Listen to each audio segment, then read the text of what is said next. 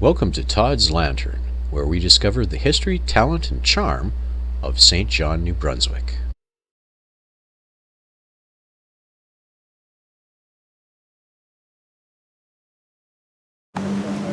Now, this is the mystery of the old burial ground that we have been unable to solve.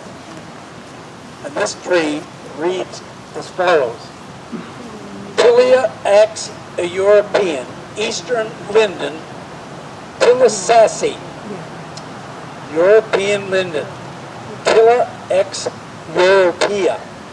This linden is one of the oldest trees in the burial ground.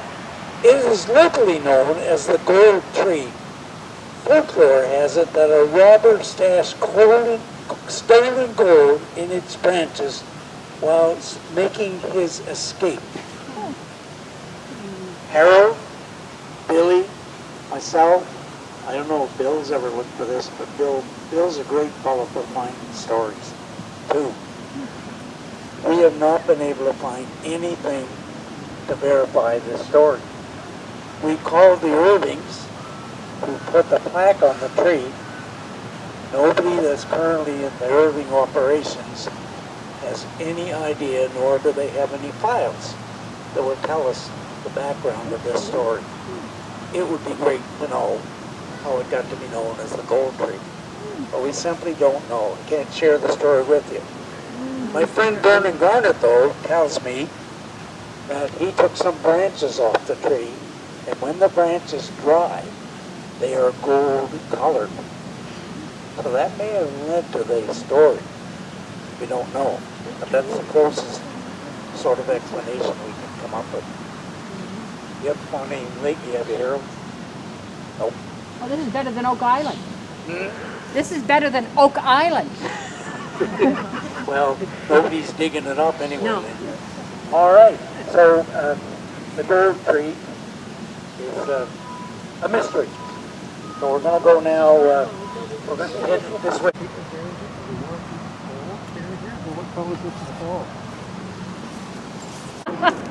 I imagine many of you know that this originally was a Dominion store. And Dominion, St. John was the first place that Dominion store established in Eastern Canada. They had a store in King Street, another one on Duke Street. I can't remember off the top of my head the year, but Harold might. When Dominion store came, about 1938 or so. 37 or 38. Yeah, something like that. Anyway, it's now offices. And so we're going to, the next place we're going to pass is now a vacant lot, but it was the Paramount Theater.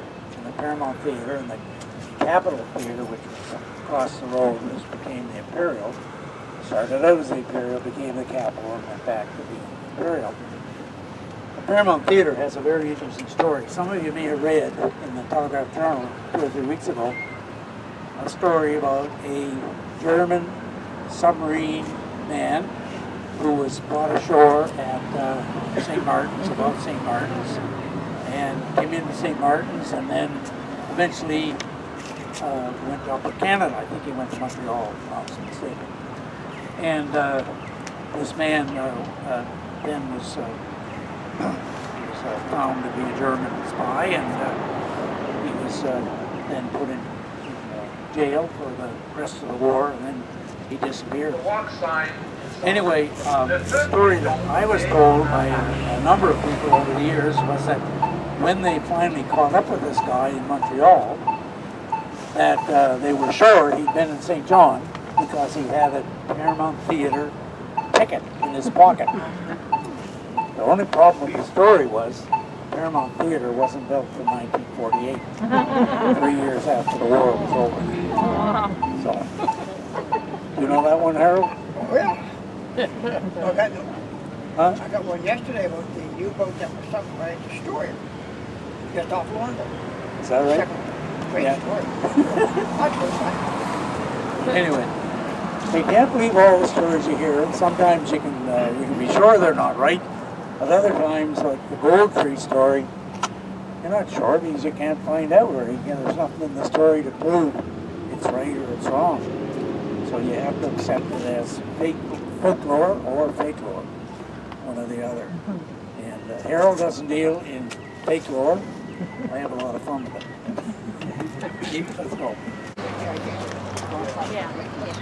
Now, come up far enough that you can look out Waterloo Street. Glad the fog is cleared away enough that we can see the spire of the Cathedral of the Immaculate Conception. And as an Anglican, growing up in the English church, I often heard the story told that that church, that cathedral, is out there because the Anglicans wouldn't allow it to be built in the city. Union Street was the dividing point of the city. Waterloo Street is beyond the city of St. John at that time that church was built. And I've searched and searched and searched for the records of the Roman Catholic Church, and there is nothing that I have found that indicates any truth to that, to the story that I'd heard all my life in the Anglican Church. I'm glad it's not true. It would be an awful thing to think that they force it, but at the time of the church was built, the English were the dominant people in the province. They were the dominant religion. I think you turned it off. You're right, Harold. Always teaching me something. Okay. So this is the man I referred to a minute ago. It's Mr. Vern Garnet. He's the man that told me the story of the gold tree. He's the man that takes the wood off it and carves very nice little things that become souvenirs. I haven't seen Vern out and around for a while, but there he is, in the flesh. Mr. Santa Claus. Year round. Not on drugs. Huh?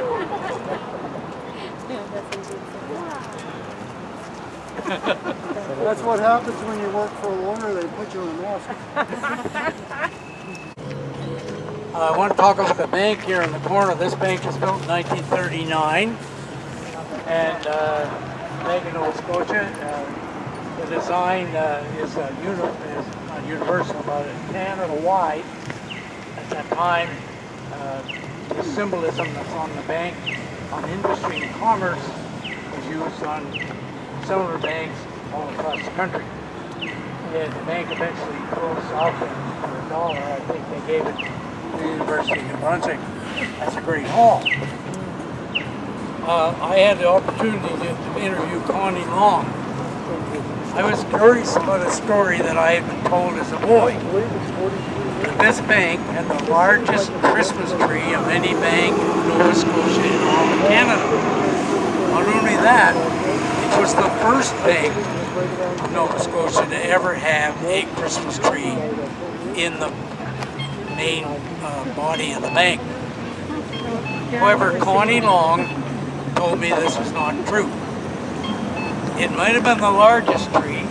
She told me at the time that she told me the story, it had come from the same location in Hoyt for over 40 years. Same people had bought it to the bank, and the staff had always decorated it. And you would come into the bank, she said, two of my favorite memories are from this season of the year. One day we come into the bank, and the biggest Christmas tree you can imagine, be up and decorated. It was huge, almost to the ceiling, and loaded with tinsel, but I don't think it had any lights. So this would happen overnight. Well, Connie didn't tell me the story, but that continued until one night there was some liquor involved with the decoration of the tree, and two of the employees fell from the top to the bottom. And that was the end of it being decorated by the employees. And in the latter years of the bank that I remember being open, it wasn't huge. It wasn't as huge as I remember as a kid, but it was huge. We would be taken in there by my dad to look at the tree, and then afterwards we would go upstairs. They would have a party, a children's party, for those who were holders of London Life insurance policies, which my dad must have been. So we would be treated, that would be our treat. She added that a neighboring business always came into the bank with gifts was Counts. Mr. Count himself would deliver gifts. Each employee would get a gift, and ladies would get nylons, and the men would get a tie. Connie's the memories. Didn't mark down what year I did this, but I suspect it was the early 90s. Connie said when she went to work in the bank in the 40s, her salary was $70 a month. $70 a month. So, anyway, now across the street we have the city market. And this did not happen in the city market. This was absolutely one of my dad's favorite stories.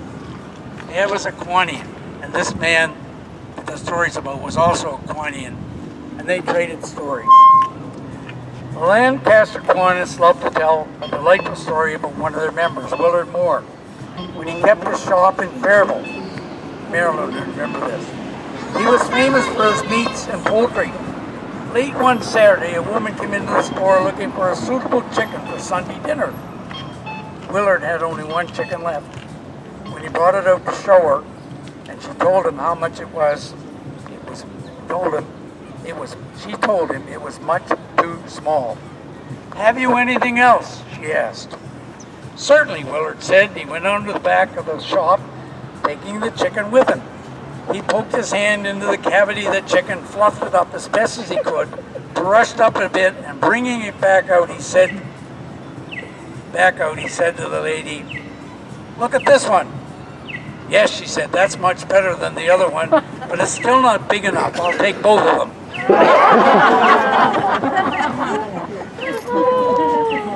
So that could happen in the city market too. See if there's another. Oh yeah, we're going on a little ways here.